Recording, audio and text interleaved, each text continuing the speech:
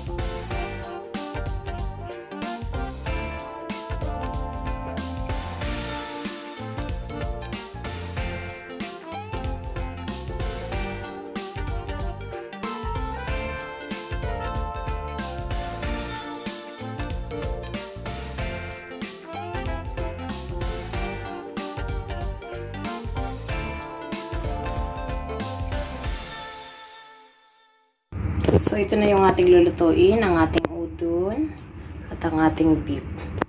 So, ayan, ang ating onion. And then, marinate muna natin ng konti ito dito. Lagyan natin ng kaunting sesame oil. Yun, napadami. And then, white pepper. Ayan, masarap, madami. And then, soy sauce.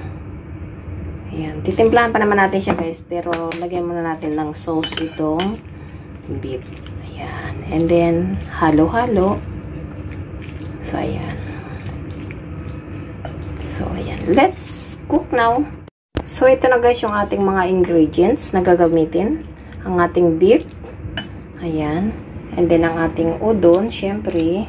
At ang ating big onion, and then meron po tayo fresh vegetable, carrots, and Chinese lettuce. So, hindi po natin ito lulutuin. Ang lulutuin lang po natin is ito lang tatlo. Yan. So, ayan, simulan na po natin ang pagluluto. Siyempre, magpapainit tayo ng apoy. Ayan. So, ayun guys, lagyan na natin ng konting cooking oil. Painitin muna natin siya.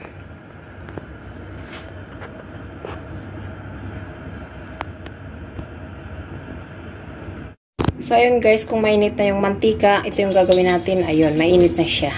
So, ayan, tuloy-tuloy na natin to. Ayan. Unahin muna natin ang onion. Ayan. And then, bisa-bisa-bisa. Kailangan palabasin natin yung kanyang aroma.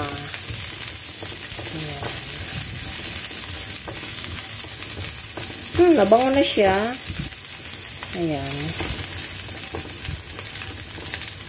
So, antayin lang natin na konting oras.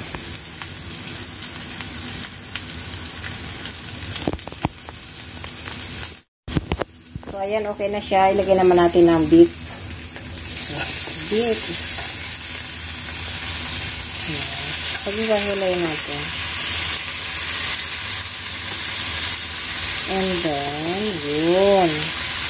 Pakabilis lang yung lutuin. And then, okay na siya. Ayan. And then, ilagay na natin ang ating udon. Yes. Tapos, pagkalagay ng ating udon, ayan. And then, ilalagay muna natin ay konting black soy sauce. Ayan, para tumingkad ang kanyang kulay. Ayan, black soy sauce yun guys. Ayan. See? Okay na. Madali na siyang maluto. And then, frozen pa pala yun. Siyempre, titikman natin kung maalat o hindi. Para mabalance natin yung ano. Yun. So, ayan na siya. So, ayan. Luto na. Tarararan. Tarararan. Serve na natin. So, ayan na guys yung ating udon with beef. Ayan. Let's eat na. Kain na po tayo. Ayan. So, ito na guys yung ating fried udon with beef. Ayan. Yung ating beef.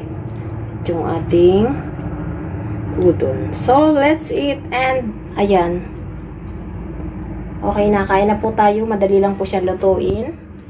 Magluto na kayo guys. Napakasimple lang at napaka-healthy.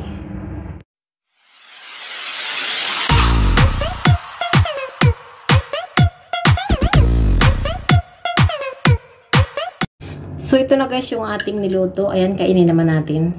Dahil wala tayong magandang pwesto, wala tayong kung anong pwedeng puntahan at upuan, dito lang tayo sa kusina.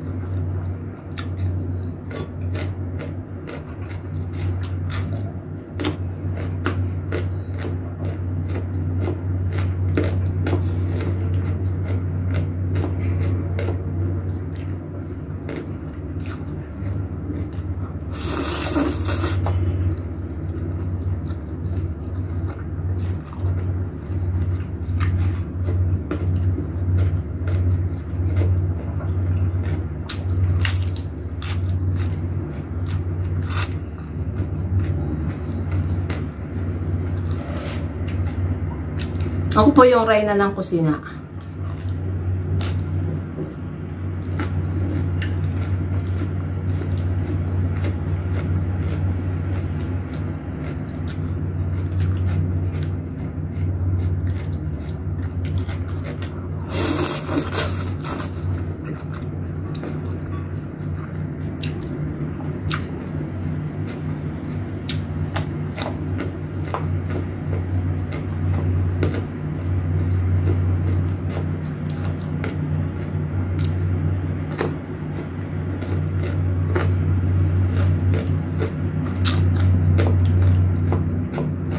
Mga alaga ko guys, hindi nila niluluto ito, kinakain lang talaga nilang ganito.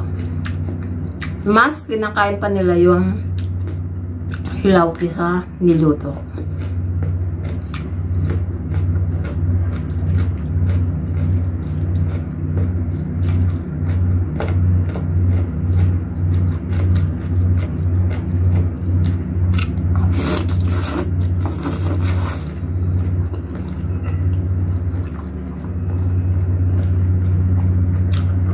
Mga nagbumukbang ang gagawin.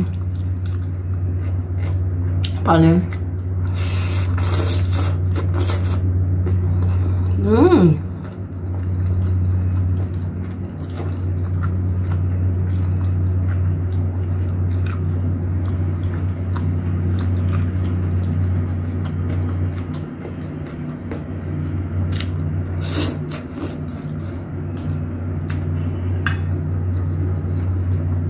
So, ayun guys, I hope na nag-enjoy kayo. Ayun, busog ako. Busog. So, ayan, kaya, dahil busog tayo, so, nagtimpla ako ng kape. Ayan. Hihigop naman tayo ng kape. Pampababa ng ating kinain. So, cheers! Yummy! So, abangan nyo guys yung aking mga next pang video. And thanks for watching. See you on my next vlog. Bye everyone. Ingat po ang lahat and God bless. Sobrang mabis tong aking kain. Grabe. So, bye!